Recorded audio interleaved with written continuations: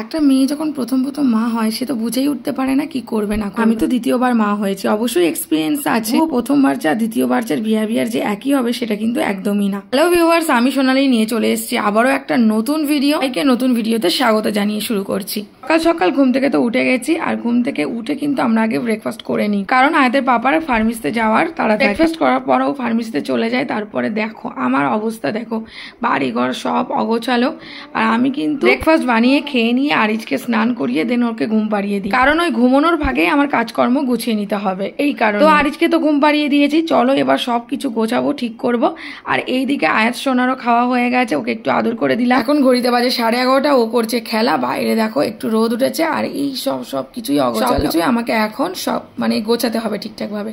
তো চলো, অগত্যার টাইম বাড়িয়ে লাভ নেই, সব কাজ কমপ্লিট করে নিই। আর কাজের ভিডিও দেখাবো না, কারণ কাজের ভিডিও অলরেডি তোমরা এর আগেও দেখেছো, আর প্রতিবারে একই ভিডিও দেখলে তোমাদেরই মাথা খারাপ হয়ে যাবে। কাজ টাজ গুছিয়ে তোমাদের সঙ্গে আবারও আসছি দেখা করতে। তার আগে বলে দিই, আজকে ব্রেকফাস্ট কিন্তু আমরা চিড়ে আর আম দিয়ে আর দুধ দিয়ে ব্রেকফাস্ট করেছি। মেয়েরও খুব পছন্দের, বরেরও খুব পছন্দের, আমার পছন্দের না, তবুও বেশ ভালোই লেগেছে।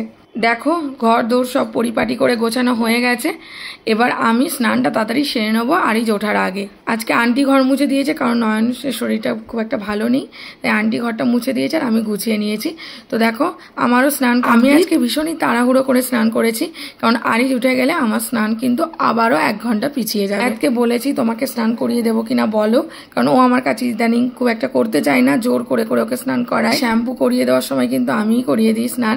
তো আজকে ও বললাম আমি একা একাই করবো। আমি ওকে চুল ভেজাতে না করেছি, জানি না ও কি করছে ওইদিকে, আর আমি এইদিকে আমার নিজের চুলগুলো কম করে নিচ্ছিলাম, তাড়াহুড়ো করেই করছিলাম, ভয় পাচ্ছিলাম যদি ও উঠে যায়। আমার স্নান একদম কমপ্লিট, আরিজ এখনো ঘুমাচ্ছে, আর আমি আজকে চুলটা ভেজাইনি, জাস্ট স্মৃতিতে একটু জল দিয়েছি, ব্যাস এইটুকুই। তো চলো দেখি, আরিজ এখনো ঘুমোচ্ছে, তবু একবার দেখে।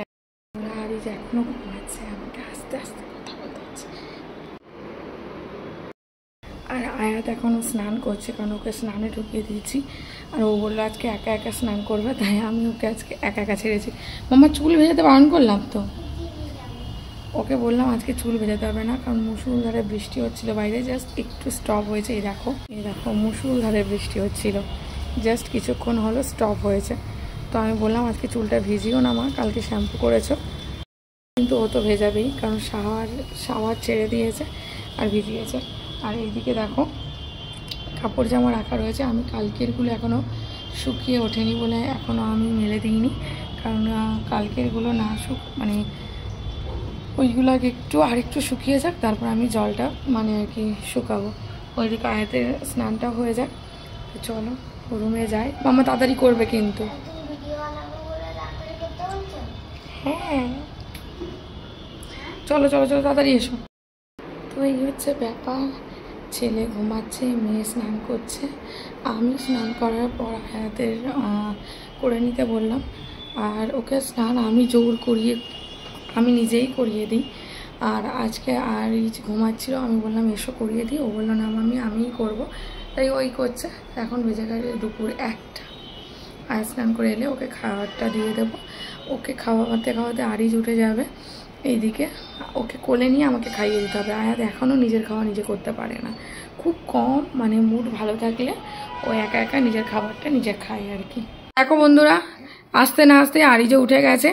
এই যে ওকে নিয়ে ঘরে চলে এসেছি দোলনাটা, কিন্তু দোলনাতে একদম থাকতে চাইছে না, এবার কোলে নিতে হবে। তো কারণ এবার কোলে উঠবে, চলো ওকে কোলে নিয়ে, আর পেটটাও খালি আছে, ওকে একটু এক্সারসাইজ করিয়ে দেবো। আজকে সকালবেলা তাড়াহুড়োর মধ্যে ওর এক্সারসাইজটা করানো হয়নি। তো ছোটো বাচ্চাদের আমি এইভাবেই একটু কেয়ার করার চেষ্টা করি, আয়াতকেও করতাম, এখন আরিজকেও করি। তো চলো ওকে তো কোলে তুলে নিয়েছি, এবার দেখো ঠিক এইভাবে ওর পাগুলোকে এরকম করলে ও ভীষণ হাসি করে, আর আমার সঙ্গে অনেক বকবক। তো ভাবে আয়াতের কি এখনও স্নান হয়নি, আয়াতের কিন্তু স্নান হয়ে গেছে, ওর পাপার কাছে গেছে, তাই আমি এই ফাঁকে আরিজকে একটু এক্সারসাইজ করিয়ে নিই। থাকলে ভীষণই বিরক্ত করে, হয় ওর হাত ধরে টানাটানি করে, নয় বলে মাম্মি দাও, আমি করিয়ে দিচ্ছি। তো এই জন্য এই ফাঁকে আমি একটু করে নিই, আর একটু আদরও করছিলাম। আয়াত থাকলে তো আদরই করতে দেয় না, ভীষণ রাগারাগি করে, মাম্মি আমাকে ভালোবাসো না, শুধু ভাইকেই ভালোবাসো। ও দেখলে তো খুবই রেগে যাবে। যাই হোক, এই ভিডিওটা কেমন লাগলো তোমরা জানিও। আর দেখো এডিটিং করতে বসেও ছেলে কিন্তু প্যাঁ প্যাঁ করে যাচ্ছে, তোমরা একটু মানিয়ে গুছিয়ে নিও। আমাদের ভিডিওগুলো তোমাদের কেমন লাগছে অবশ্যই কমেন্টস করে জানিও। ইউটিউব থেকে দেখে থাকলে চ্যানেলটা সাবস্ক্রাইব করে দিও, থেকে দেখছো পেজটাকে ফলো করে দিও, ভিডিওগুলো লাইক কমেন্ট শেয়ার করতে একদম ভুলো না। আজকের মতো এখানেই বিদায় নিচ্ছি, টাটা।